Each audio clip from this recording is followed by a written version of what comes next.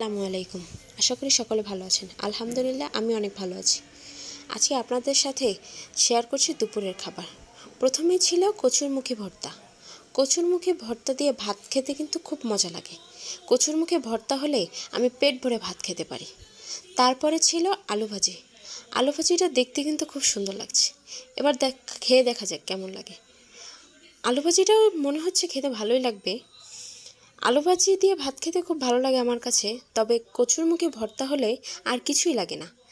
কিন্তু আজকে যেহেতু আলু ভাজি, মাছ, তারপরে কচুরমুখী ভর্তা ছিল, তাই সবগুলোই টেস্ট করে দেখলাম কেমন লাগে। তারপরে ছিল পোমা মাছ।